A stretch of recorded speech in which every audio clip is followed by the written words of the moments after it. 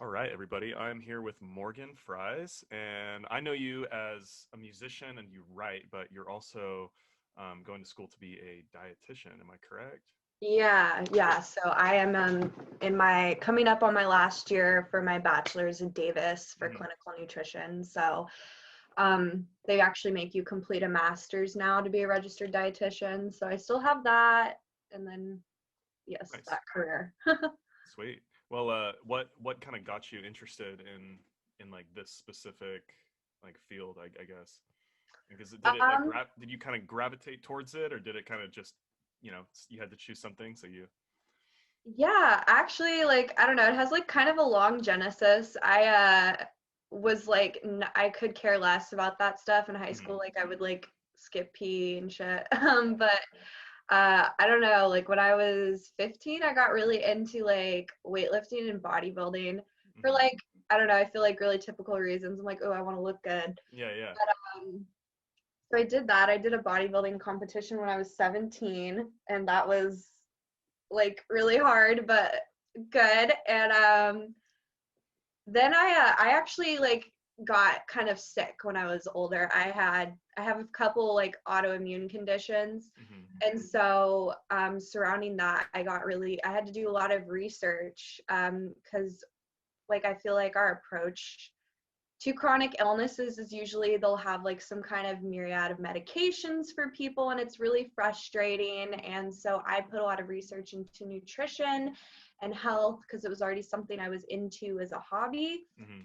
And so something I was really passionate about, and I was like, okay, I want to help other people with this stuff. And then like even furthering that, like now this last year with like the political climate and everything, I've like seen all the avenues it can be helpful. Like I have become more passionate about like volunteering at food banks, and like I Hmm. want to start helping with like education for nutrition and like being able to get food to people in need. So there's like so many different avenues from my life that have like helped me like decide on that as a career. Yeah. Um, so I kind of want to dive right into just the Yeah. way that like the kind of like medical field and just kind of public discourse when it comes to because like the issue of chronic illness seems like on one hand I think I see like a ton of people um and I don't want to like not like speak ill of anyone, but yeah, it's like everyone, a lot of people have issues now that they're like saying, yeah, I'm chronically ill, like I've got this or that or lupus or this, and it's like I'm not judging them, but it feels like there's like in a way these issues are either really undiagnosed or they're just not being dealt with. Like it just seems like there's such an explosion of these types of illnesses. Like Chloe, like my girlfriend, she has like stomach problems relating to dairy and gluten, and it took her, like you, it took her years of just kind of like um, doing her own research and really figuring out and really like challenging a lot of assumptions that you kind of get growing up, related to like the food pyramid and things like that. Um, and so I just kind of want to get like your take on why people specifically seem to have more. And I mean, I don't, you probably know the actual date on this, but like why people seem to have more chronic illnesses, like I think at a younger age now, it kind of seems. Yeah, so God, I don't think there's any black and white answer for this. And so Hmm. often I get really infuriated because I feel like there's like I feel I have kind of a concept to myself as though we've eradicated religion and replaced it with dogma about things like nutrition and politics. And so Right. people get really dogmatic about nutrition, like either being you're in the like FDA food pyramid field or the organic field. And to me, I think everything's a tool and everything's like has its place. Hmm. And so coming into like chronic illnesses and stuff, I think a big thing is that a lot of stuff was undiagnosed for quite some time. Like we now have so many more tools at our disposal to get people properly diagnosed.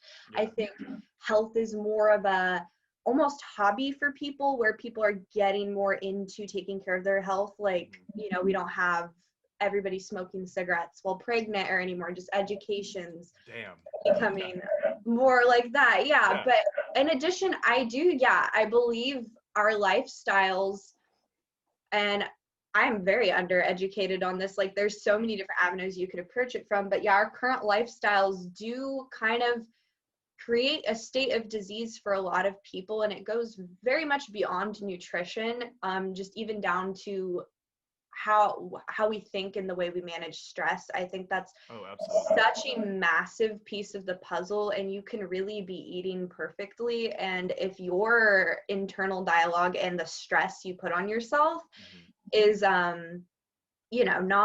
adjacent with like a happy life, then that will make you sicker than anything. And we have the lifestyles we have is so much faster paced, and every year it becomes more and more fast paced, and even the way we seek information or socialize now is so different over like media and stuff. Even this whole year with COVID, it really creates a state of like chronic illness for a lot of people. Yeah, so it's our nutrition, of course, but then just the way we live life and connect too.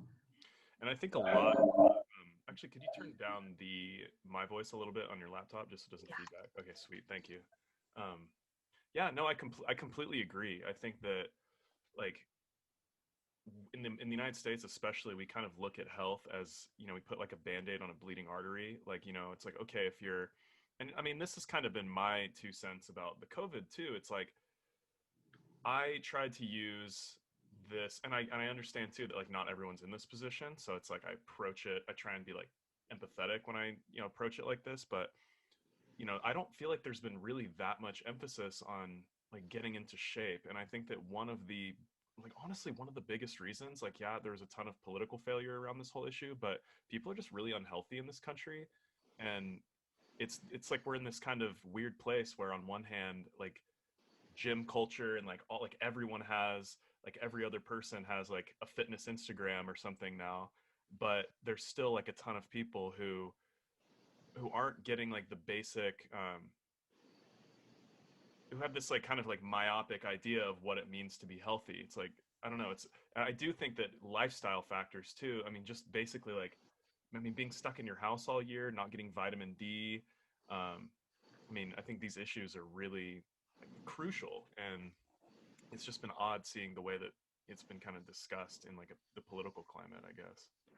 Yeah. See, I feel like this goes for so many things these days, but it delves over into the health arena of things too, is people really are allergic to nuance now. And so with COVID, of course, mitigation and like health precautions were necessary for certain things, but I almost noticed as if you brought up something about like, hey, like there are things you can do to improve your health and lessen your chances of a high mortality.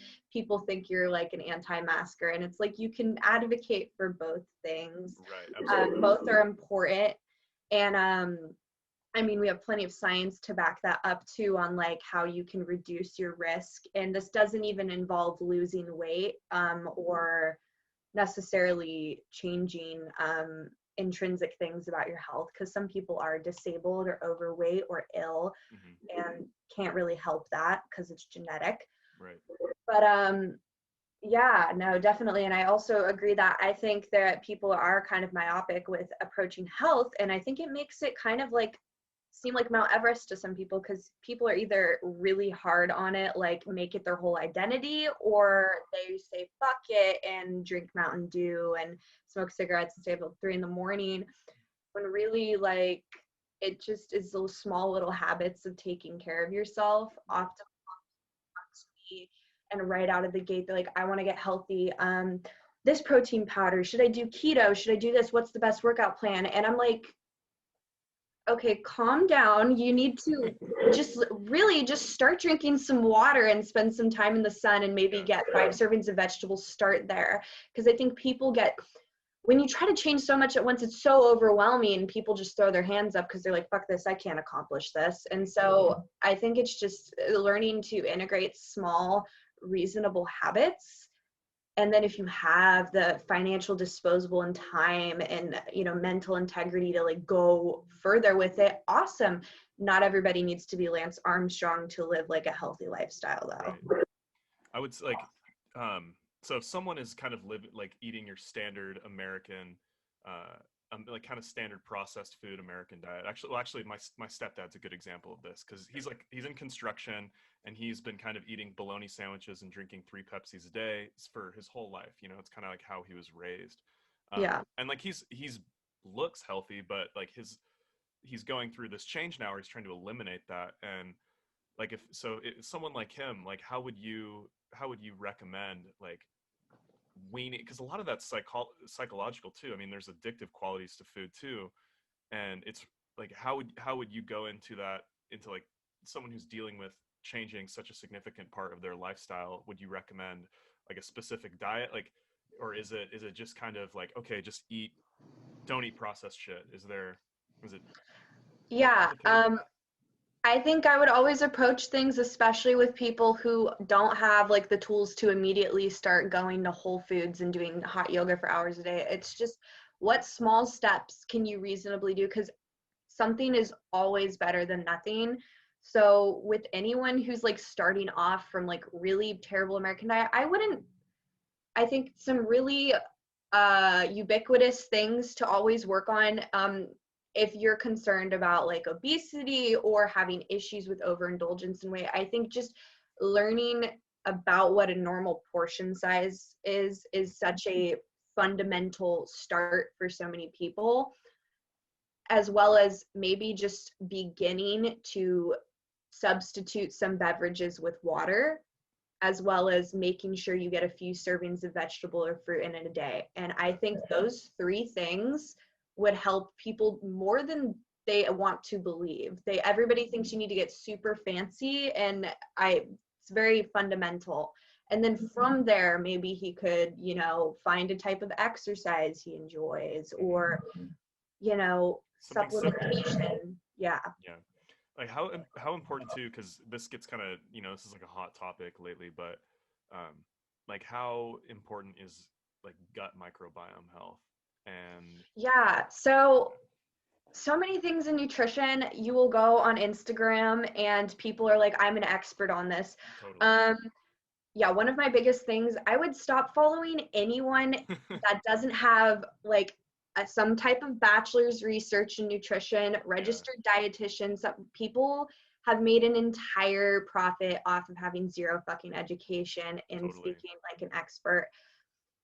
I heard something long ago in the science community, the more someone says, I don't know to a question, the wiser they are. And Absolutely. I believe that. So far as the consensus on gut health, it's kind of like the bottom of the ocean. There is so much we don't know yet. Right.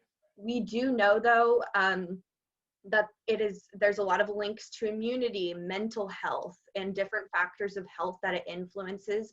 We know that gut health it ranges from person to person depending on the kind of diet they ate growing up, antibiotic use, and it influences digestion. So we know that it plays a role in a lot, but like You I can't would make determined definitely avoid statements. any sweeping claims definitively about it. Yeah. Yeah, it's I was reading something about how um someone had, I can't remember what they were, maybe it was Crohn's disease, but they got like a fecal transplant, Hmm. which was kind of interesting, taking someone else's poop and putting it in their stomach to like give, like they lacked certain bacteria in their stomach. And I mean, it's just like nutrition to me is just, I go to the gym, I try and stay fit too, but it just seems like such a, there's so much we don't know, like you just said, and everyone thinks they have the answer, and there's a million, you can cherry pick whatever study or whatever data you want to, almost, to back up your claim. But it's just like such a broad topic, and I mean, kind of like I kind of want to touch like where I want to go next is kind of focus on, um so I think you kind of have you have like people who are really down the vegan rabbit hole, you Hmm. know and you have people who are kind of surprisingly down the, I guess, I don't know, like, really down like the carnivore rabbit hole, and me personally, I can't see either extreme being particularly uh like helpful. I mean, but I don't know the research, I think that yeah, I mean, I don't know. There's certainly research for both sides of the argument, and there's decades of research supporting veganism because we had such a huge model, like the saturated fat cholesterol heart disease model, which was such a huge proponent of that. And then on the controversial side, we have the carnivore diet. And yeah, I think the reason I think personally, nutrition's extremely individualistic. And one thing's not going to work for everyone. I think that's why it's so important for there to be funding for health resources so people can get educated, people can work with a professional and find out like their specific requirements. Would you suggest someone doing, sorry to interrupt, but like would you suggest someone doing like a blood like a blood test or something to kind of see what diet might work best for them? Yeah, so so much of it is trial and error too, because like people, we want to think of a diet like just biologically what would work with you, but like such a massive part of like coaching people into adopting diets is adherence, because no matter how great your diet is, if it's not something you can happily adhere to for the like your lifespan, then Totally. it's useless, Right. because you need to, yeah, so Or be it's miserable. what, yeah, exactly. I think if, like I said, like starting off with the small things. So if you're coming from like poor health, I think starting off with the basics that I aforementioned earlier in this video Hmm. is important. But yeah, especially if you have some kind of like or illness going on, yeah, I think blood testing is extremely important before you start like supplementing and all of that. Would be the next step if you're like ill and you're wanting to get to the root cause of things. Yeah. Yeah.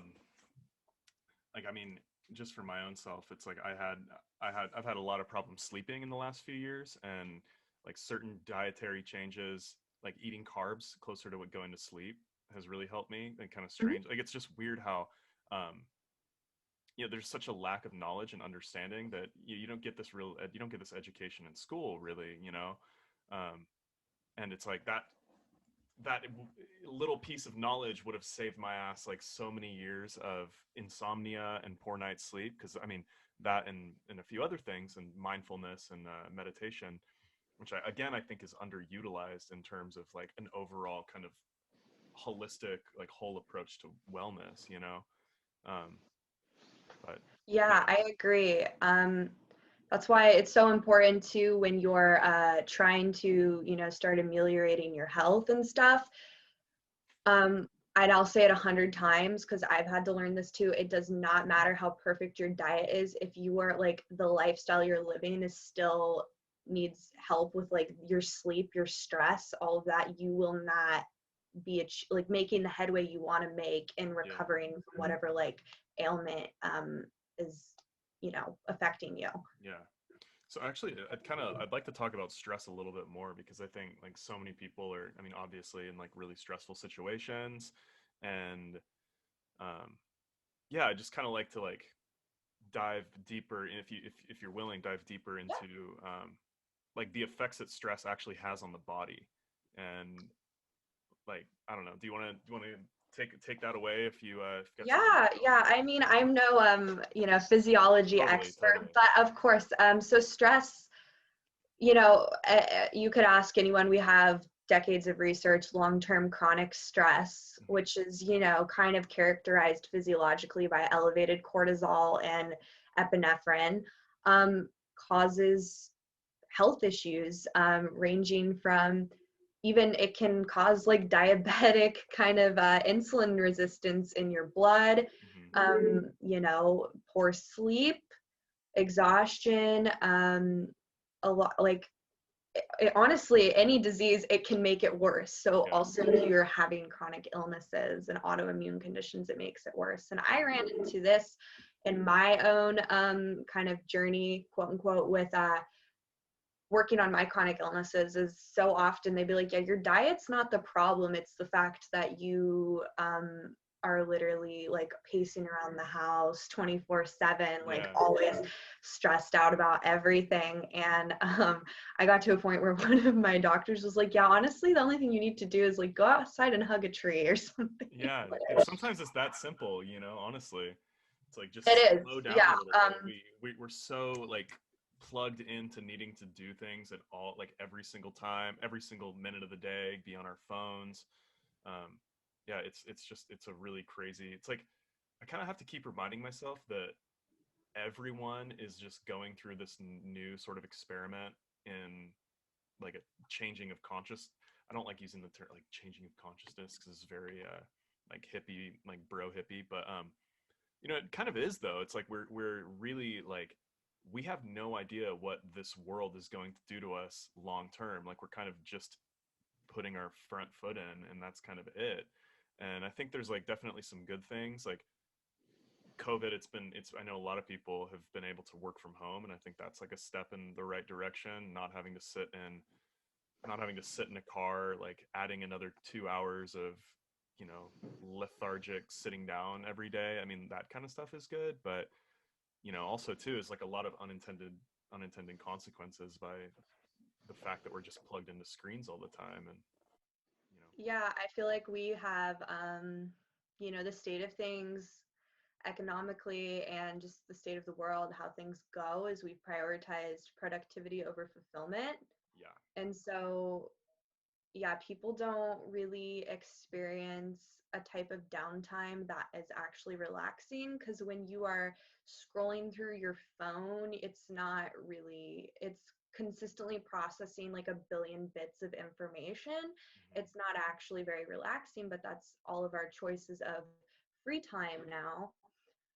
So yeah, no, everything we do kind of in life is so stress inducing still. So like, you know, as well as working on diet, like there's a few things you can do, like getting exercise, Hmm. laughing, Oh yeah. having a good sex life, and sleeping. And Hmm. that's pretty much the best things you can do. The holy trinity. Yeah, Yeah.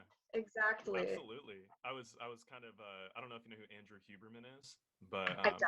he's the lead he's the director of the like neuroscience research lab at Stanford.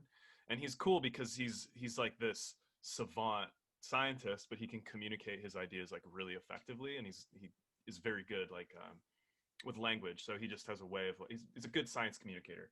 And he was talking about how um, I was like kind of digging through some of his talks just kind of in preparation for this, and he was talking about how like food and like all these different things like social media, every time we pick up our phone, um, and actually he uses the example of like alcohol too. So it's like the first time you drink, it's like you're getting the biggest rush of dopamine related to that specific activity that you will ever get, and it's all downhill from there. And so like Mhm. as you continue that pattern, as you continue to pick up your phone, or as you continue, you know, as people start to like your post or whatever it is, you're getting a little bit less dopamine every time and a little bit more of chemicals that he was associating with like feelings of fear and anxiety. And but you're like compelled to keep doing it because that's how you know, physiologically and biologically it's like, Yeah. you know, that's And I we're think built for such that. a big tool of health that we've all, because there's so many agents that allow us to completely numb and distract ourselves from really paying attention to ourselves. And I think for you to find things that are good for your own health requires you to take some time to tune in and listen to yourself. And when you're constantly reaching for a phone or stimulants or a drink or a distraction, you really fail to do that. Hmm. And it's important to kind of pay attention to how you feel after things. Yeah. um yeah, no, I agree. I think people, even going past health, but like just creativity, Mm. people don't really allow themselves to get bored anymore. And one of the best things you really can do to get in tune with your body, kind of find out what you need, and also give your mind a break, is literally just go sit outside with nothing in your hand, not a Right. book, nothing else, for like 10 minutes. Hmm. Or I even started driving without music or something. And Oh it's yeah. very weird. Um, but if you think back to when you were a child and how absolutely incredible it was that your parents could put you in a backyard with just grass and you could like create a whole world in your head for like 5 hours, Yeah. the more you can get back in touch with that, I think that's amazing for stress and health. But also, anybody who creates anything, any creators, writers, you have to allow yourself to be bored to Oh start totally. creating. Yeah. And really be able to like it's such a lost skill, I think, being able to connect with your mind in like the present moment. You know, just even Mhm. sitting down, like you said, sitting down for 10 minutes, or um, like I like to go on drives. Like, you know, Chloe and I will just be like, yeah, let's go on a drive. You know, we'll drive for like just do a loop, go see the river and back. And sometimes we won't even talk. We'll just be in our heads, but it's good. It's like therapeutic. And you don't realize how often you get these thoughts coming into your head that are kind of, they're just, I mean, we could go way down the whole free will and that whole rabbit hole, because I mean, it's interesting to me, but it's a little dense. But like, you know, you don't like the thought actually doesn't really exist. It's just kind of in your head and then out of it. It can be negative or positive, and Mhm. like being able to like be a little bit more distant from it by just kind of sitting with yourself in silence is really important. And it just doesn't, like you said, it just is like such a rare, um, seemingly is more of a rare occurrence today than it really ever has been in human history. Yeah, I mean, and I think people can go their whole life on autopilot if they are not careful to take some time to do that. I think it's extremely important, and it's good for stress to be able to do that. And I think so much around our culture and social media is predicated on socialization for attention instead of connection. Hmm. And connections, what's really going to be important for your health. Like when you truly connect with people physically, emotionally, like, you know, your brain makes all these chemicals like serotonin, dopamine that are important for you to feel good. And we don't get the same kind of thing from social media. Oh If you yeah. like are catch yourself checking likes or something, you just posted, it's kind of like you you feel like you're like kind of on a drug bend. Like you're just like, oh yeah, yeah. Like it's very Totally. anxious. Hmm. Whereas if you're with somebody you care about, just having a nice conversation, it's a very different feeling. Yeah, So it's that's really such a big natural. part of health. Yeah. You know, totally. And I mean, um, we can pivot back to nutrition here in a second, but the yeah, it really is like, I don't know if you've ever are familiar with the book like The Coddling of the American Mind, but like Jonathan Haidt, he's a psychologist, he dives really deep into the ways that like social media is literally like it's driving people insane at a really young age. And it's interesting too because he's a Harvard psychologist, and he's looking at all the data on how it affects like young boys and young girls, and it affects them differently too, because a lot of like what he was saying is that a lot of young girls will like, and it's related, he was talking about how it's related to, you know, socialization, and it's really complicated, but he's saying like young boys are more likely to like go after each other physically, um, but young girls will go after each other's reputation online. And like it's crazy, like the amount, like the suicide rates are like spiking like 300%, like self-harm, like all this stuff, you know. And like I'm going into education, and I'm kind of like on this train right now where I'm like, I need to not be on social media at all. And I, you know, and but you have to toe that line. You have to be able to have like some sort of presence, but it's really hard to like figure out a way to do it in a way that's healthy and like adding to the world. You know, it's like that's a conversation I have all the time with myself. I'm like, okay, is this adding to the world or is it not? And it's like it's difficult to find that line. Yeah, I Yeah. agree. I resent it so much and every day, like, you know, minus the other parts of the 80s that were a bit backwards. I always wish we could go back because it's so sad because today, yeah, you could opt out of it, but you really can't. No. And especially if you're somebody who, like you or I, likes to create or write or do anything like that and you want to share it, it's so, yeah, it's difficult to Yeah, opt put it in out the of it. But classified ads. You know, like what are you gonna do?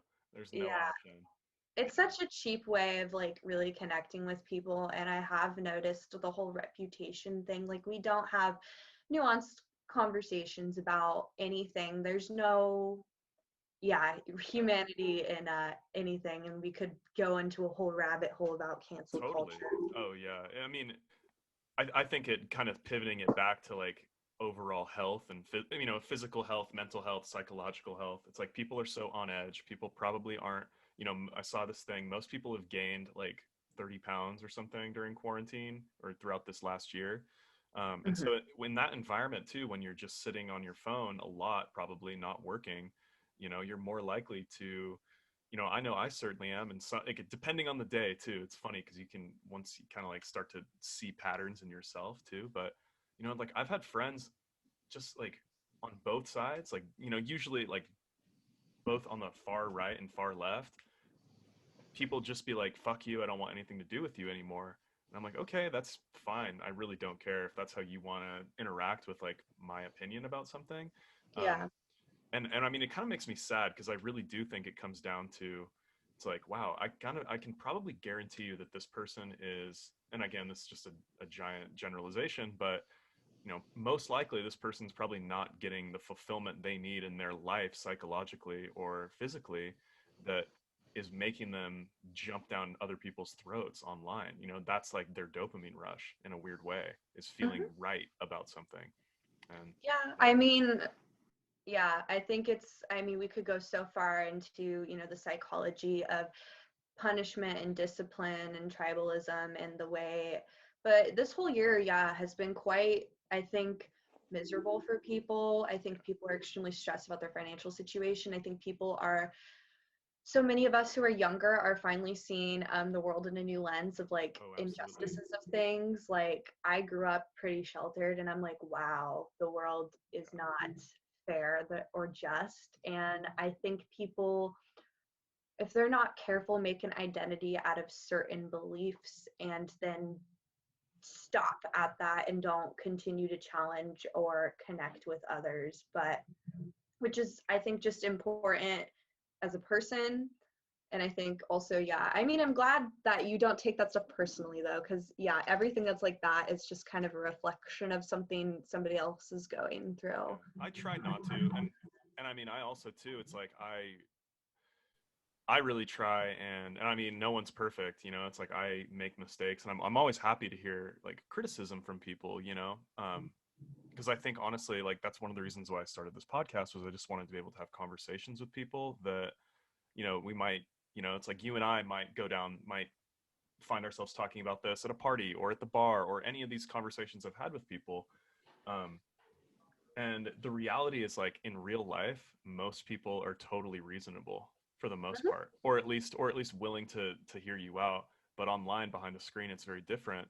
But yeah, you know, it's like there is like a certain, you know, it's like I don't want to be like a social pariah for any reason, but at the same time, I think it's like this culture of, you know, you have to think a certain way or you are this automatically, is just really, it's just silly, you know. And uh, yeah, it's Yeah, just crazy.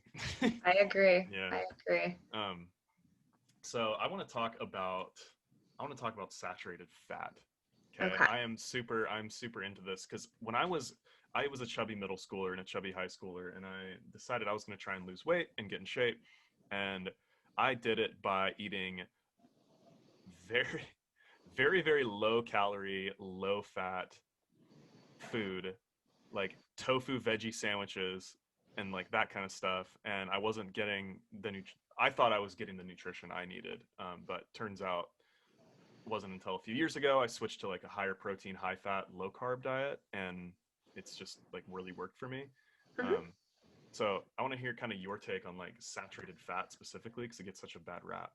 Yeah, so I mean, God, a protein diet, if we're like looking at the lens of weight loss, like you just said, it does come down to the thermodynamics of if you eat more calories than you burn, you will gain mass, whether that be in the form of fat or muscle, depends on so many other factors. And the metabolic rate at which your body burns calories is dependent on the health of your body, like how much you exercise, your nutrition. Mm-hmm. So just because I say calories in, calories out, people think that means only calories matter, and that's not true at all. Mm-hmm.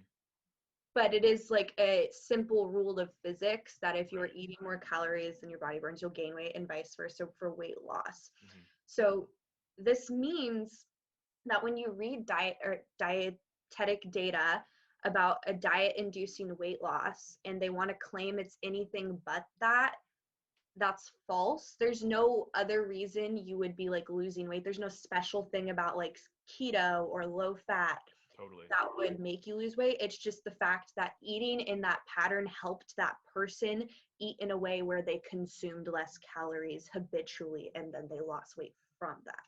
Mm-hmm. That being said, saturated fat is such a huge topic in nutrition. And like, obviously there's like plant-based camps who think it's like the worst thing ever. And then we have the carnivore diet over here with keto. I think it's best to fall somewhere in the middle. So the Nobel Prize we used to think that it's such a big part of saturated fat is talking about heart disease because it's the #1 killer in the US still. So we used to believe that dietary cholesterol is what caused our our blood cholesterol to raise, like your LDL or your HDL, which is your bad, quote unquote, and good cholesterol. And the 1981 Nobel Prize disproved that it was actually saturated fat that caused an increase in blood cholesterol. And so for so long, we had these models that increases in blood cholesterol increased heart disease. Now, I believe this too, and there's a lot of great research to that as well. But such a massive epidemiological study that they re-reviewed, I think it was 2009 and 2001, I forget the years, but it's Ramsden et al. And we did an entire unit on this in nutrition last semester about how they studied these studies from, I think it was Michigan and Minnesota in the 70s that showed, okay, yeah, when you eat more saturated fat, your blood cholesterol goes up. That was true, but the second half of the study showed there was no association between risks of cancer and heart disease just because your cholesterol increased. So it kind of completely disproved the model we previously had, and it was quite a big deal. So controversially, there's actually been quite a few studies now too about how, because upon recommending low saturated fat, we've now decided seed oil and vegetable oil is the replacement for that in everything. It's a massive industry. Vegetable oil, everything, corn oil, oils and everything. Like it's yeah, it's surprising. I mean, it's like, the way I see it is that shit is grown, it's mass produced. It's going to be really low nutritional quality, and I think that, I think that's also needs to be taken into consideration too. Like the difference in nutrition that you're getting between something that is grown at such a large like an agribusiness scale, versus something that is natural. Yeah. Yeah. So vegetable oil and all that, and even olive oil and all these kind of plant oils, they're polyunsaturated or monounsaturated fats. But what we found was they also create these things called oxalams, which are oxidative species that actually increased people's risk of cardiovascular disease, because there's two proponents to the risk of cardiovascular disease model. It is increased cholesterol, which obviously eventually builds up in your arteries and causes blockages, but also inflammation. And so there's things in your diet, if you're eating a plant-based diet, which actually can be congruent with more inflammation. So my takeaway from this at the end of the semester wasn't necessarily like that, you should be going putting sticks of butter in your coffee. You don't need to be doing that, or completely swearing off any kind of vegetable oil. But it definitely was a second look at saturated fat not necessarily being the culprit as to why people are suffering from heart disease at such high rates. And again, this is what comes back to how massively individualistic people are. So your liver is what processes all these things. You have lipoproteins that get processed in your liver, created in your liver, like cholesterol, which is the LDL, and you'll have good and bad. Usually when your bad raises, your good can too, though, and you want both. You want the good cholesterol as well. So that's the flip side of intaking saturated fat. But there's people we've seen that actually, like, dietary cholesterol really does affect their lipid cholesterol, but then a lot of people it doesn't. And so again, your liver has over thousands of pathways for metabolizing drugs, fat, all kinds of compounds. And these pathways are actually very genetically inherited and different. So again, I think the best way to approach your fat intake is, if you can, pay attention to what is going on. So I grew up in a family, eat a lot of, we don't overeat, we don't eat a lot of sugar. My mom buys like Deers and we eat a lot of like fatty stews. Me and my mom's blood work, I have extremely low cholesterol, saturated fat. So does she. This woman eats like sticks of butter. And so, but that doesn't mean that would be the necessary recommendation for somebody suffering from hypertension and heart disease. But that being said, I think with saturated fat, to like answer your question, it's not, there's a lot of research emerging and it's developing that it's not as bad as we thought it was. And I think that sourcing and your overall scope of your diet's important, as well as caloric intake. So probably the reason you lost weight had nothing to do with fat, it had to do with calories. Right. I think the reason people associate fat with gaining fat is there's three macronutrients. So protein and carbohydrates are 4 calories a gram. Fat is 9. So it carries a lot of energy. Well, calories. Yeah, it's calorically dense, but that does not mean it's bad for you. On the flip side with keto, though, I've noticed we've gone from demonizing fat in the 90s to now demonizing carbohydrates. That's a whole nother rabbit hole. Yeah. Well, I want to talk about inflammation and like what are some signs, like you point back to kind of like and this kind of makes sense too, because when I did switch diets, like, it's a lot of personal experimentation. Like it took me years to kind of figure out like what foods really make me feel a certain way, like what makes me bloated, what gives me like gas, or like makes my stomach upset, or and so it's like it took me a lot of experimentation. But like what would you say to someone who's trying to fix their diet? Like what are some of the markers of inflammation, or just like physical markers that you might want them to look out for in terms of food? I mean, okay, the presence of autoimmune conditions in themselves indicate inflammation. I would say indigestion.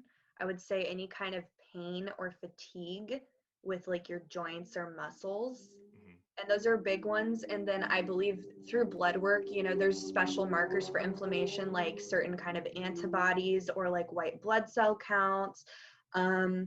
If you're malnourished but eating enough food, it could be indicative that your gut has some kind of inflammation going on because you're not absorbing things. The most common autoimmune condition we see these days is hypothyroidism. Levothyroxine is, I think, the 3rd most prescribed drug in all of the United States, which is synthetic thyroid hormone, because so many people suffer from hypothyroidism. And I believe most of the time it is autoimmune caused Hashimoto's. And that means your body is creating antibodies against your own thyroid, which is indicative of some type of inflammation and autoimmune response. So definitely thyroid blood panels are extremely important to look at, because it's like the most proliferative autoimmune condition you can get. But yeah, like coming back to what I said, even when we were talking about mental health, sitting with your body and knowing like what's going on and how you're feeling is really how you're going to be able to tell what's working for you and what's not. Because even when they have like doctors, when you have IBS or Crohn's, they'll usually put you on a very strict elimination diet. Then they'll ask you, hey, add back this thing one by one and see how you react, because even people with the same disease don't have the same dietary triggers and can tolerate very different things. And I think that should be kind of like the litmus test for everyone when they're finding out, hey, how do I feel when I eat this? Yeah. Should people go to like when they're trying to figure out, like if you have going on an elimination diet, what kind of would you start with? What food group? Like, I guess it'd be for any individual person, but would you? Yeah, God, that's so hard. If we're talking about like autoimmune conditions, because the thing about elimination diets that I want to say, like coming back to them, just putting everything together, start with the vegetables and drinking water before, like, start with the very basic tenets of health before you venture into elimination diets. And this even comes back to, I think, like financial privilege. Like I work at the food bank and we obviously give out wheat bread and milk. And that is good enough for the people that can afford that, because that does have nutrients in it. We don't have the financial tools here for them to do an elimination diet. Yeah, exactly. That's the bed. So we focus on what you can first with that. If you have the privilege and the ability and the finances to go to an elimination diet, and you've like gotten down the basic tenets of like, hey, I'm eating enough nutrients, enough calories and vegetables, then you move to elimination. And commonly there's something called, that I think is pretty good, is like autoimmune protocol diets. And you know, you don't need to go get rid of everything on them, and there's so much nuance to be had, because these things are not maintainable long run, my personal opinion. And so yeah, when you go on one of these, it's to get your symptoms under control, and then you are supposed to always reintroduce stuff back, because you want to be able to eat or have as many options as you can. You don't want to be stuck with like rice water for the rest of your life. So it's very important that I think people fail to realize. I think it can also contribute to people having like a fear of food or development of eating disorders. So these things should really be done under a professional's care. But yeah, things people often go to eliminate first with autoimmune diets is caffeine and alcohol, certain kinds of grains, things that contain like lignans and stuff, like wheat, beans, legumes, things that have, plants are very good for you, and I think you should eat as many as you can, but plants do contain things in them that are compounds that evolutionarily they created that are not digestible, and almost will create autoimmune responses in some people, because they'll irritate your gut wall, which can cause autoimmune responses, because once your gut wall has gaps in the gap junctions of it, bigger things can get through into the bloodstream, and your body it'll mount an immune response, and this is what causes autoimmunity. And so things like nightshades and certain grains can be irritants for people. That doesn't mean don't eat these forever, because there's a lot of nutrients in these kinds of things too. But again, it's starting off with those and then finding out what you can tolerate and what you can't. I want to talk about alcohol for a second, because I read this thing. It was like the CDC, or was it the CDC? Whatever the major resource, national resource for health that we have, like recommended, like lowered their recommended alcohol consumption. And this has just been interesting for me too, because I've been doing a powerlifting routine for the last 4 months, and I have this fitness tracker that, shout out to Whoop, who I will never ever sponsor this podcast because no one will ever listen to it. But yeah, I mean, it's really interesting to see the way my body reacts to alcohol, even if I have like 2 beers, like, you know, like before I go to sleep or after I work out, versus not doing any of that. And I just kind of wanted to get your take on, especially with like maybe like in a gym context, or for people who are trying to get into fitness, like what would you say is like a healthy amount to drink? It probably affects people differently too, but I'm just kind of curious your thoughts. Yeah, this is so like, I've only been drunk once in my life. I don't drink at all, which is like, I guess, a really fun party fact for people. They think it's so weird. I just don't It's like your drink. superpower.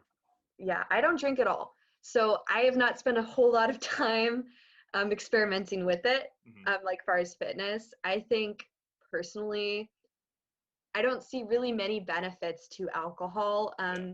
There are some epidemiological studies that shows like a moderate amount like helps people with actually quite a few like issues, like you've heard about things in wine or whatever. I have not looked into that too much because I've never found it personally applicable. I think people should look at that with their own discretion though. That being said, I think the ideal amount, I don't think it's necessary to have it all. Like, I don't think there's a whole lot of benefits to it. I agree. Of course though, I think people are people and everybody should have some kind of fun and live their life, especially for stress. So I think it's again individualistic, like feeling how you feel. I think it's maybe not an everyday thing, and I think keeping it to the smallest amount possible while still enjoying your life would be honestly the perfect like way to go with it. And then the type of alcohol you consume, like whatever kind makes you feel the best. I know the lowest calorie and usually the easiest people is like clear liquor. I know people can have digestive issues with beer. Yeah, exactly. I think people also like paying attention to habitually what you do around alcohol, because if it's always impairing your sleep and causing you to overeat, or you use like really high calorie mixers with it, um, if you're struggling with losing weight too, like so many people I don't think realize like how many calories are in alcohol. And if you're somebody who can put back 10 beers to get drunk, like Even issue. you will just yeah, but also just like not realizing like that's a lot of like calories that aren't providing any nutrition Empty. for your body. Yeah. So I think it's everybody's own discretion of like what's going to make them feel good. But I think obviously in your 20s, nobody's really paying attention to how it makes them feel. They just kind of want to get hammered. And you know what? Once in a while, it's Fuck it. fuck it. But yeah, if it's something you're passionate about, like getting your health in order, I think getting alcohol to the smallest amount possible is like always the ideal. Like I don't think it's place in people's regimen. Totally. Yeah, I noticed like because with this my little fitness app, it like tracks my sleep really well, and even after 2 beers, like my heart rate variability will be super low the next day, like sometimes like a 20 or 30% drop, and like my sleep graph of my resting heart rate will be like over 60, which is Mm-hmm. like it's crazy because usually it's like at 50 or 51, Mm-hmm. and it's just it's interesting like to be able to look at it that data and say, oh wow, okay, I see a pattern here. um, I kind of want to touch on like fasting because again, I like kind of want to hit like the major trends. People are always talking about fasting. People are recommending not eating until a certain time, and like I just came off of this program where I was eating like 4,500 calories a day, like all just because I was trying to gain weight. Um, but now I'm like feeling a lot better because I'm just kind of waiting to eat. I'm waiting till like 11:30 and just really just eating when I'm hungry. And is that like intuitively that feels right, but Yeah. like what, yeah, is that so? So fasting, like, when you're studying dietetics, it's so I'm like always trying to look at things through like a really multidisciplinary approach. So when I look at a diet, not only do I look at like its direct benefits or lack of thereof, or its nutritional benefits, I look at behavioral stuff. I look at like financial capability. I look at adherence. Mhm. So things like fasting are always a little concerning to me just because of people, like eating disorders are a really prevalent mental issue Absolutely. with people. And so it wouldn't be something that I recommend to anyone with a history of that. That or fasting. And I think I put a link in the Google Doc, and I can send you any links on like any studies if you want to put them out Oh there. yeah, But I'm opening it up. yeah, so it was kind of like there's a few categories of people that fasting might not be awesome for. Like if you have some kind of hypoglycemia, like low blood sugar, or any kind of things that's going to cause you like where you need to eat often, Mhm. not so great. But again, it's using your own discretion to what feels good. So if you feel good going long periods of time without eating and then having larger meals, there's not a lot of, I think the only downsides to fasting would be a mental behavioral component for eating disorders, Yeah. people who will get low blood sugar, so any kind of diabetic hyperglycemia, hypoglycemia, any kind of thing where you're going to feel faint, I would avoid it. And then digestive issues, because if you have a lot of calories to eat and your fasting window is so small, you might like, that might be hard to digest, like a massive meal And the after not qualities eating. of calories too. Like if you're only getting a little bit throughout the day, or you're on like a cheeseburger isn't going to make you feel better, Yeah, because at the end of the day, fasting, uh, you know, can be good for some people, but it's really important what you're eating and how many calories you're eating. Like, because I know a lot of people do things for weight loss. So fasting is not going to help you if you're still overeating the amount of calories you're supposed to have in a daily allotment in that time. Yeah. In addition to that, there's so much research going on, and I'm sure it will evolve by next week, but most of the majority of literature as of right now shows like a lot of the benefits claimed for fasting are ubiquitous with just calorie restriction. So fasting, like, autophagy and all those things, you can actually also obtain by just calorie restriction in itself. Right. So we can't fully attribute most of these benefits to fasting yet. Yeah. We might be able to in the future, but a lot of it you can just get from eating lower calories to begin with, Mm-hmm. which are just natural side effects of calorie restriction, Yeah. which obviously would happen because you're fasting. People tend to eat less calories if you can only eat for a certain amount of the day. Yeah. I think it's interesting, like, again, kind of going back to like kind of like the broad sort of place we're at right now too. It's like issues people kind of are, I think, gravitate towards this idea that you see it with like primal diet and paleo diet, and like Mhm. there's some truth to the idea. I think that 50,000 years ago, you eat when you can, and you eat as much as you can when you can, and then you're probably going to wait for until you can kill something, basically. Mhm. And like I think, like, I guess I just want to get your take on, and this might be like too big of a topic, but like how have our bodies changed based on what research like within the last like 500 years, like with the advent of like everyone eating kind of like monocrop foods, and like what has that done to us, like overall, like as a species, I guess. Yeah, that's hard to say because I don't do too much research in anthropology, but I think most of the merit is actually not as much as you think. Hmm. And I think a good example of that is lactose intolerance because, um, basically the agriculture and raising of dairy cows for milk drinking is relatively new in the scheme of things, obviously thousands of years, and we still, about over 60% of adults don't produce the enzyme lactase to properly to break down lactose still. Is that in the And United States so or globally?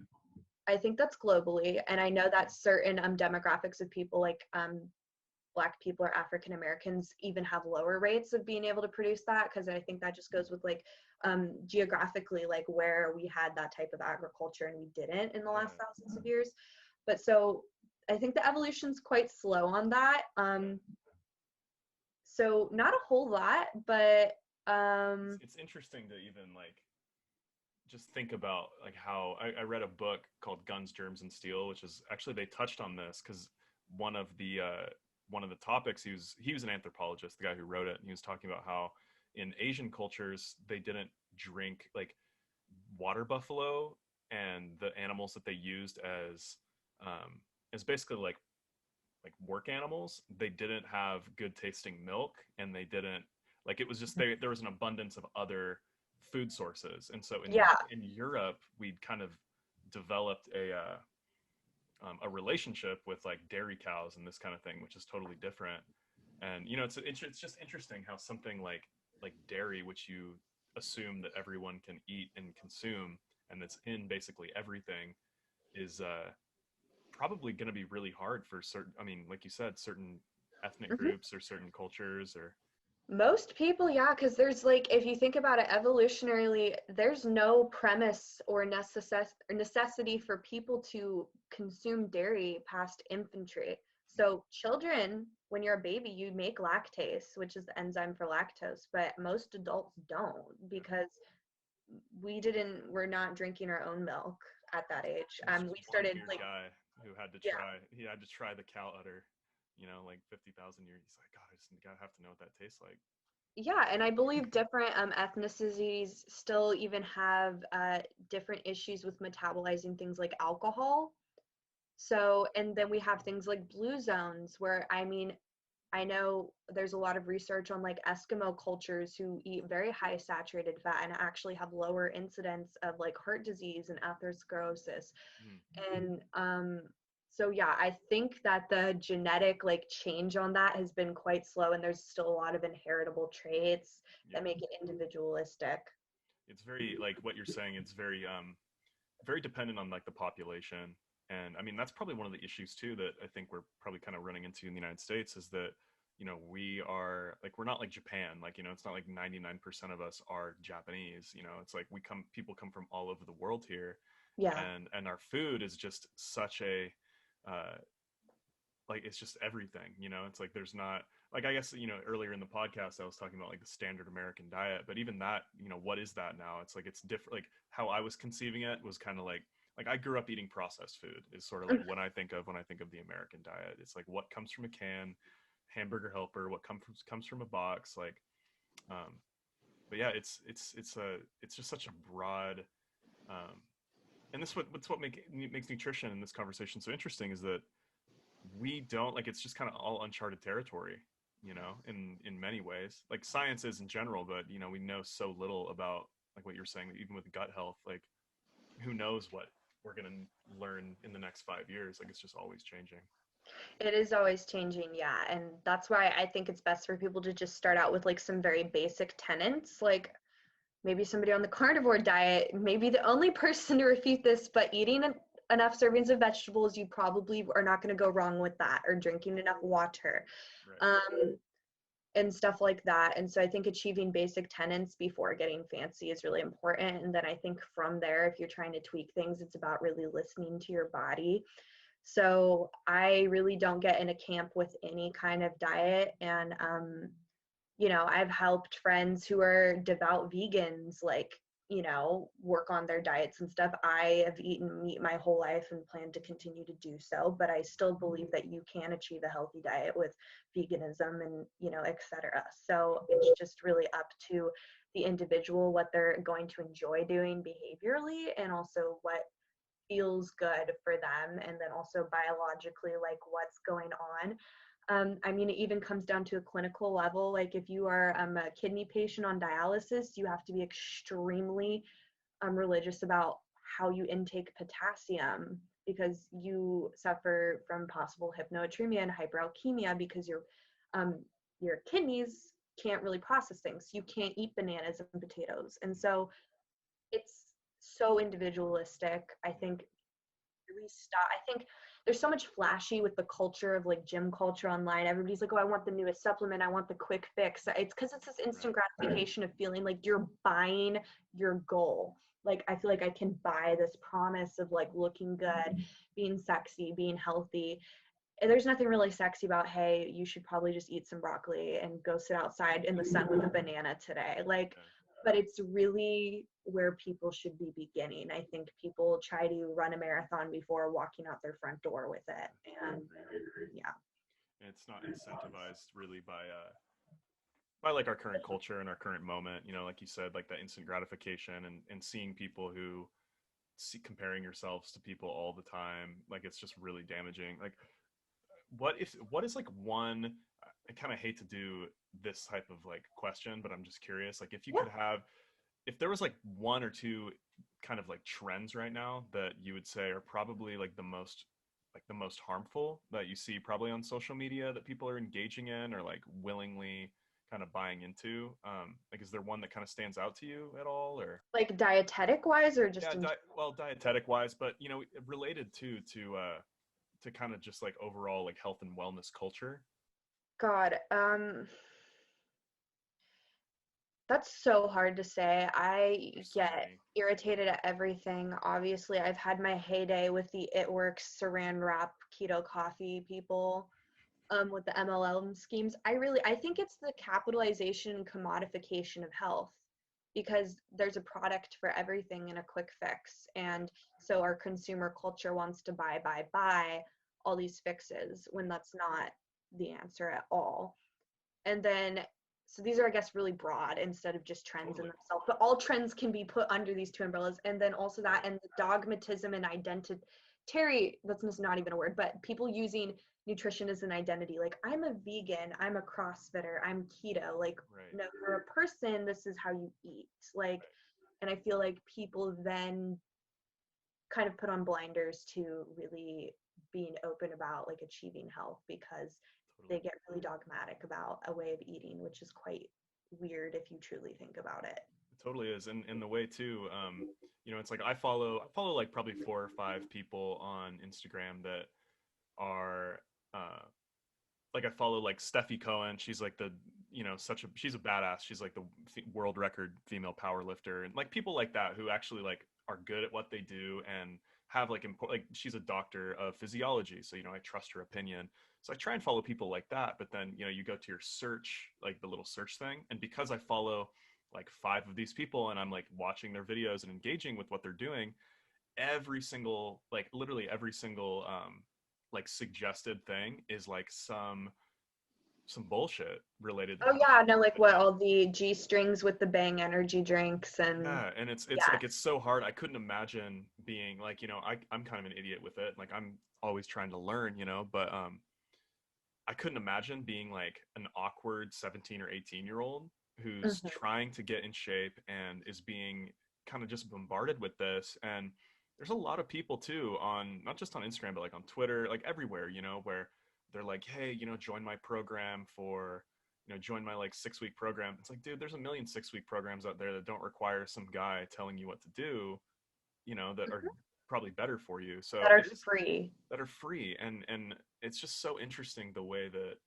like this whole business, like you said, it's like capitalizing on people's insecurity, and it's really keeping people from figuring out like how their body works, you know, like everyone's Mhm. bodies are so different. Like I have extremely long legs and I'm tall, so it's like, yeah, it's like I had to learn the hard way by squatting way more than I could and slipping a disc. Like, but you know, you're like around, you know, you kind of get people get this like one size, like everyone's the same, everyone can be like this, everyone can't, and it just, it's like it's so harmful. It's crazy. Yeah, it's ridiculous. I can't tell you how many lovely friends of mine who are already like doing pretty well, want to go further. So they join like some kind of program where these coaches who have no fucking formal education take all their money, give them a 1,200 calorie meal plan, and tell them, hey, let's take SARMs or something like that. It's ridiculous. Um, What are and that's SARMs? why I think it's so, so, so, so important to look at the credentials of people you're learning from. Yeah. Um, and honestly, the best people will put out so much information for free. The people, like, there's so many, like, the more educated people are, the more information they do put out for free. Mm-hmm. And then also important to work with professionals. Um, Usually your GP or your family doctor is not the best person to get detailed nutrition info from, because doctors actually don't have to take that many units in school for it. Right. But there's so much information for free if you follow the right people. I think there's a few people I could name that I've always liked to follow, is I Yeah, think Link Norton and like Dr. Rhonda Patrick, and I she's think some great. other lady named Astrid, a lot of female dietitians. Um, you know, there's a lot of dietitians that work in like helping women with hormone issues and PCOS. Like there's, just really look for registered dietitian or like a Yeah. sufficient amount of education. There are some people with just an NASM CPT that are okay. I would usually leave that to getting training plans, because I know a few personal trainers who do dietary recommendations, and it's not really for that. Right. Um, yeah, there's some dumbasses out there, and it is based on the person. There's some Yeah. people who are trainers that actually know what they're talking about too, though. So Well, it's this idea too that like what works for me works for everyone else, you know, and like yes. it's I was listening to God, what was it? What's his name? He was on Joe Rogan the other day. Mark Sister, and he's like a health and wellness like older guy, but he looks, I mean, he's like 75 and looks really young, and he's talking, you know, about what he does, and he was talking about how and this kind of like hit me close to home because I was like just in this, but you know, like I was on the powerlifting program I was on, like literally the guy who wrote it, and you know, he's like a professional, is like, you need to eat, you know, pound and a half of ground beef a day, 12 eggs a day, blah blah blah. You need to eat double cheeseburgers. You just need to eat as much as you can. And I was like, okay, like I don't really want to eat all that crap because like I know it's going to affect my sleep. Like I will try and eat as much as possible because I know that that's, you know, required for the amount of strain I'm putting on my body. But you know, during this podcast, he's like, yeah, like there's so many guys in the gym who like to eat so much that they'll destroy their longevity to be Hmm. able to be big in the short term, Hmm. and be, and even, you know, and it's like it doesn't make sense. It's like you have to think about how you're going to be, how do you want your joints to be when you're 65, you Oh know, yeah. like that type of people need to think like long term about this because this is their body. It's like this is your life. Yeah, there's a lot of science now that there's a difference between eating for longevity and eating for performance. Hmm. And sometimes there's kind of you can have a decent amount of both, but there's a fork in the road where if you really want to go balls to the wall with one or the other, it's very different lifestyles and eating patterns. Yeah. Honestly, anyone who says this is what I do and you should do this, avoid. Yeah. Because any professional that's going to work with you in dietetics will not be telling you what they ate for breakfast. Totally. It's irrelevant. It's irrelevant. And when people ask me, "Oh, what do you do?" I'm like, I'll sometimes tell people, but I'll be like, this isn't for you. Hmm. Like you shouldn't copy that, even down to the amount of calories I eat or something. So there's so many young men who are like, I've had come to me and be like, oh, I read this in a bodybuilding magazine, or I read this from here, or this guy does this and this is his plan. And it's very detailed and specific to one person. And I'm just like, a lot of these men have been doing this for several years, are on some kind of drug. It's very common. Hmm. And even if they're not, it's anecdotal. Like it doesn't, that's not how science operates, is that Bob said he did this, so therefore everybody should do this. It's just And not how that works. I also know too, it's like, especially when it comes to anything that any type of like print journal, like it's so easy to say, oh yeah, so and so, like we're gonna do a piece on like so and so's diet, and not basically have any input from like the athlete or the person, and basically just do like there's actually no evidence in a lot of these situations that that's the actual person giving this advice. Yeah. It's really easy to just like, it's like, oh, okay, cool. Yeah, I could start a web page and be like, this is what Arnold ate leading up to Mr. Olympia, and people would be interested and click on it. I don't actually have to know what the fuck he ate. You know what I mean? Like I No. could just take a guess, and there's a lot of that shit out there. Um, Yeah. I'm curious about artificial sweeteners. Yeah, that's such a big topic. I did that a little lab on that last quarter, and so there's a few conflicting studies. And it's really hard too because there's quite a few different kinds. We have things like sugar alcohols, like xylitol and erythritol. Mhm. We have aspartame, we have Monk sucralose, fruit. we have stevia. And so, kind of my personal opinion on it is obviously if you can avoid them, that's always best. Hmm. But if we're dealing with people who need to clinically lose weight and it would help you to be able to still have something sweet without the calories or the sugar, then I think they are a decent tool for that. I think a lot of the science that shows that they raise your blood sugar or cause insulin resistance shows that it's when you eat it with something dense in carbohydrates and sugar at the same time, it will do that. So if I were to drink a glass of green tea and put stevia in it, it will not have any effect on my blood sugar. If I were to drink a glass of like green tea and put stevia or sucralose with a chocolate chip cookie, then it does cause an elevation in blood sugar. So Interesting. that's the consensus of the science that I've read so far in class for that. Um, Again, gut health, very unknown how it affects it. We know that some people have a hard time digesting things like the sugar alcohols, like erythritol and aspartame, cause people's stomach upset. Whereas some things like sucralose or stevia, there's not as much issues with it. Hmm. I usually think that stevia or sucralose fare well with people a little bit better. There's less stuff out there of having it have issues. So if you have to do an artificial sweetener, I would choose one of those two.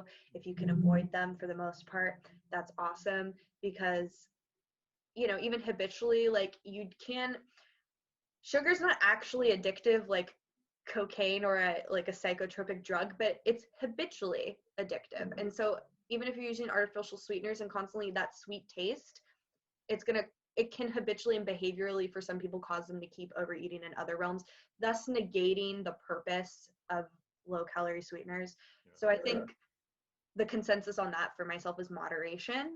And if you're having like digestive issues, if you're in consuming a lot of them, something to look at. A lot of the data saying things like aspartame and that stuff causing cancer, we have only done it on rats, and we feed them like 300 times the amount a person would even eat in a serving. So it's not very strong yet to support that it's going to give you cancer.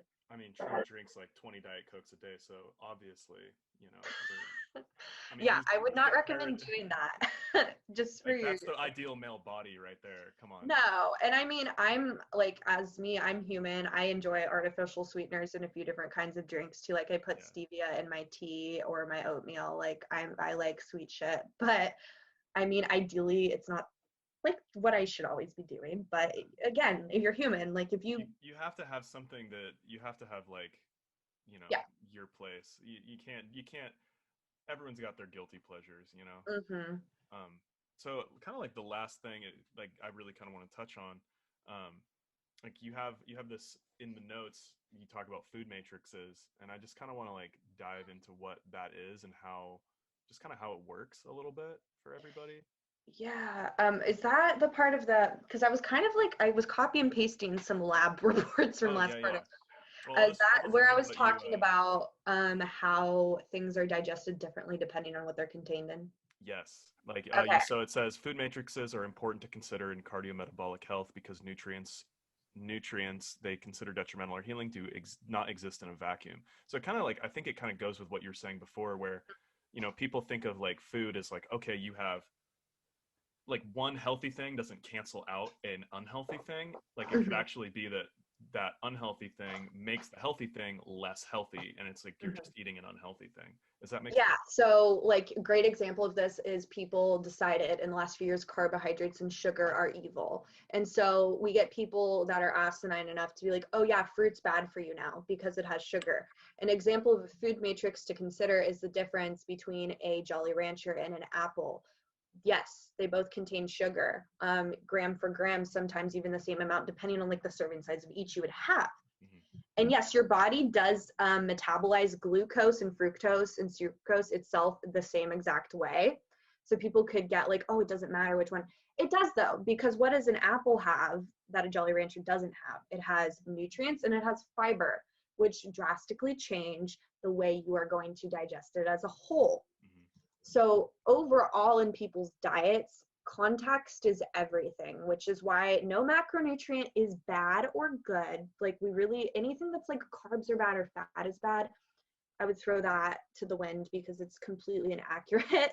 Yeah. And look at the overall context of your diet. So long as most of what you're eating is nutritious and makes you feel good, then a few treats here and there are fine, and there's no specific food that's good or evil. And I feel like a lot of diet culture surrounds like actually giving like a moral standpoint on a food, like Right. this is bad, like or good, like okay, like a Jolly Rancher robbed a bank and killed his mom, like that's not how that works. I see people do that with carbs a lot. Yeah. What I will say is I think keto has its points in some people. Like the only medical use we've found for keto as of date, if I'm up to date on stuff, shit may have changed in the last 3 months that I looked at this. I'll have my is for ep- scientific fact checkers yeah, for be on. epilepsy.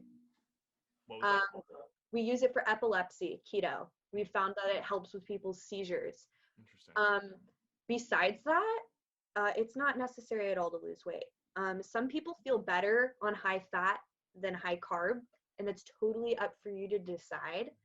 Um, but I will say this, if most people, if you're doing intense exercise like weightlifting or sprinting, carbohydrates are your friend. They're your brain's first choice of fuel. Hmm. They are good for you. You should be eating them. There's Yeah. good sources of them that are like sweet potatoes, rice, fruit, vegetables. Like those aren't bad. And I've seen so many people become deathly afraid of carbohydrates for no reason, and it's quite unfortunate. Yeah. I ran into that.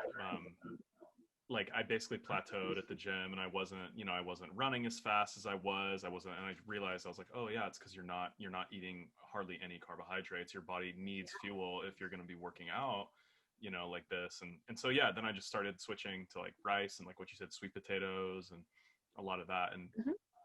it helped a lot. It like it made like the entire difference. Like I kept Oh everything yeah, the same and because just added calories and carbs. so exercise, when I'm walking around the block, that's aerobic exercise because I'm intaking enough oxygen to undergo processes. So your body's energy currency that's made in your mitochondria, going back to, sixth grade biology, is ATP. It's adenosine triphosphate. And everything you consume, like all the kinds of macros and calories you consume, ultimate job is to create ATP for your cells to use for energy. When you're doing anaerobic exercise, which is like short twitch muscle fast kind of things like sprinting or weightlifting, your body doesn't have time to create or metabolize fat to make ATP. It actually uses creatine phosphate first and then glycolysis, which means it uses glucose. It breaks down glucose and glycogen in your muscle to create energy quickly for you and in a sufficient amount. So there is quite a few studies on PubMed, and I know that people try to refute this too, and I'd be interested to see where the science goes. But as of right now, it has been shown that being in ketosis impairs your ability to perform anaerobic fast-paced exercise because you don't have the glycogen and glucose stores that somebody consuming enough carbohydrates would to perform those kind of exercises. Yeah. Also with keto, one last thing I want to say is they say, oh, well, it increases your rate of burning fat. That is true because you are consuming more fat. So it balances itself out exactly metabolically. There is nothing about keto that will make you lose more weight than the same diet with carbohydrates at the same amount of calories. Comes into calories in, calories out. It really does come back to that, but it's very irritating when people stop there and do things like if it fits your macros and then just eat Pop-Tarts all day too, because that's stupid. Yeah. For all other parts of health. Yeah. Maybe I'll save that maybe for like my last year of life. I'll just eat whatever the fuck I want. Oh, go ahead. No, yeah, I mean, like, exactly. Do all the drugs, eat all the food. It just bugs me that like chimpanzees can eat as much sugar as they want. Like, it just bugs me that we got kind of like the short end of like the evolutionary stick in that way. Like, we store, we eat sugar, it turns to fat. We eat too much sugar, it turns to fat. Like chimpanzees they'll eat like bags of Skittles at the zoo or whatever, like all day long and stay just like jacked. Yeah.